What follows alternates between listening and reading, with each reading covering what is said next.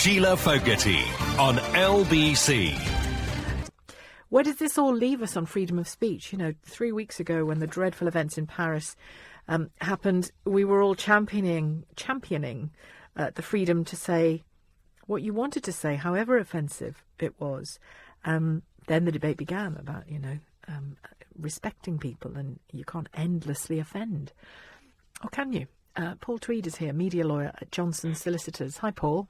Good afternoon, Sheila. There's so many examples, even in just that handful I gave there, that show us the new dangers of speaking, tweeting aloud without thinking. No, absolutely. It's an ever-increasing problem in the modern age. Under the UK law, it can be both a criminal and a civil offence.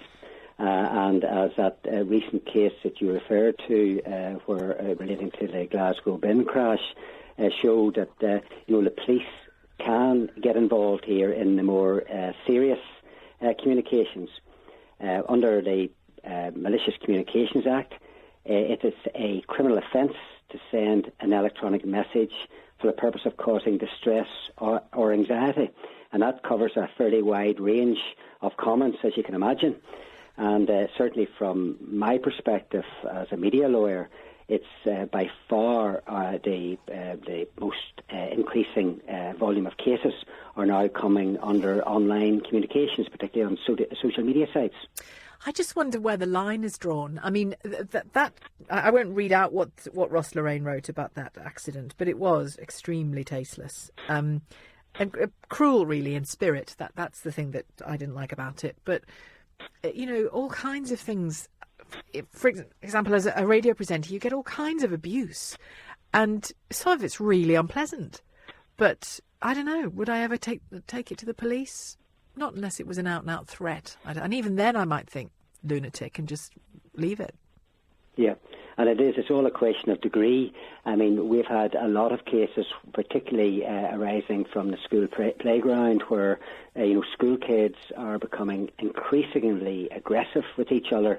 And it all really depends on not only how abusive and offensive the tweet is, but it's really the state of mind of the recipient and how often this is done, how many people. I mean, if you've got half a dozen people tweeting at you, knowing that you are in a vulnerable position, well, then the impact would be much greater than a professional such as yourself, Sheila, where you're used to the cut and thrust and having to take a lot of this abuse. But I mean, now that and I'm not a child, I understand completely the point you're making. But I do remember thinking when the term cyber abuse and cyberbullying came in, I remember not being convinced about its impact, if you see what I mean. And then as I started to use Twitter and texts live on air all the time and engaging with listeners that way, whilst the vast majority were just normal, lovely, delightful people who wanted to just have a conversation, there were certain days when what I received was really hurtful, and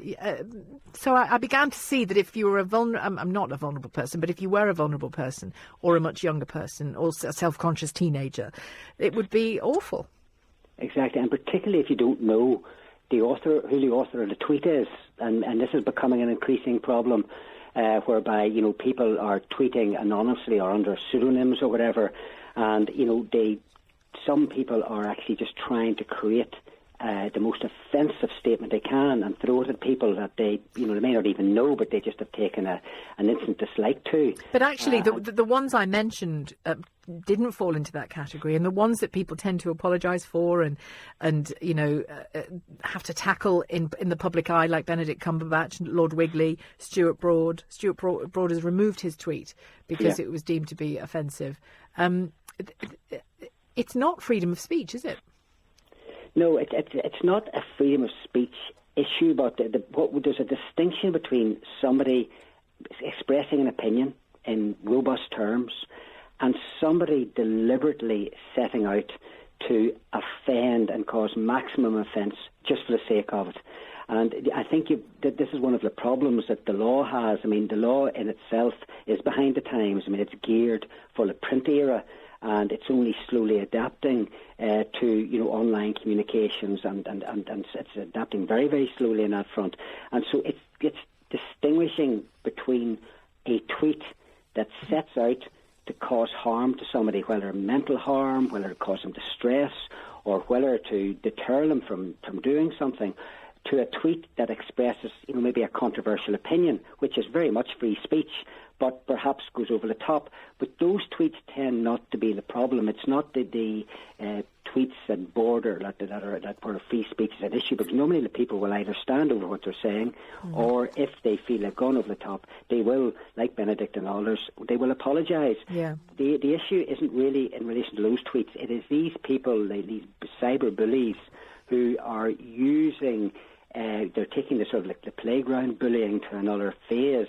And it is very difficult, even with the law as it currently stands, to deal with these people, even if you can identify them. And that's really the problem here. There's so many different standards of offensive comment online. Well, we'll hear in a few minutes from a man whose so-called friend tweeted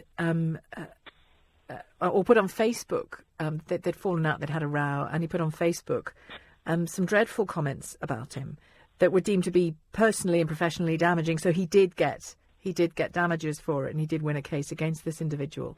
But that's when you're moving into the realm of slander and libel, I suppose, isn't it?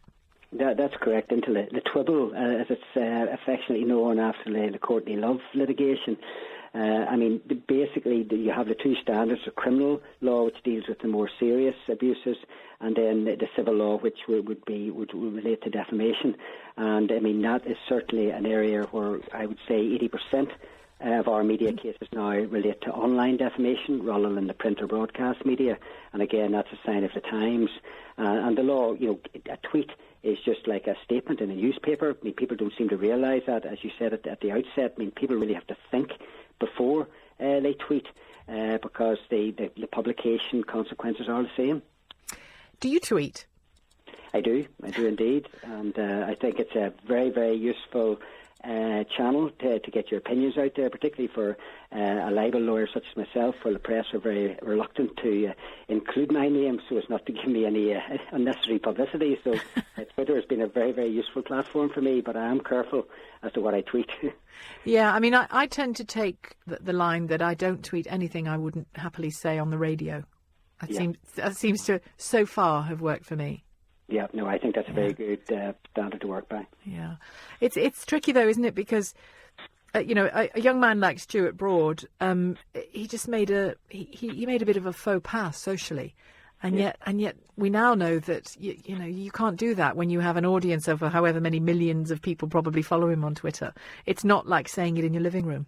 Exactly. It's the size of the audience. These comments have been made over the years, in the pub or whatever. People have conversations, and they have never felt in any way restrained as to the comments they make about people and events.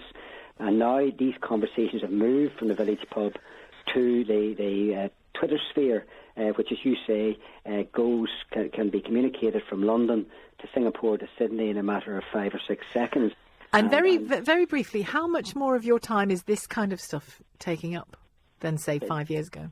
Yeah, well, the bulk of our work is now online, whether it's Twitter, Facebook, or any of the blog sites, and also, of course, you have to remember that most of what were the print media are now online, and so we're finding we are having to battle more with the online newspapers now, rather than be concerned about the actual print media. But it's very much a growth industry, if I could put it that way.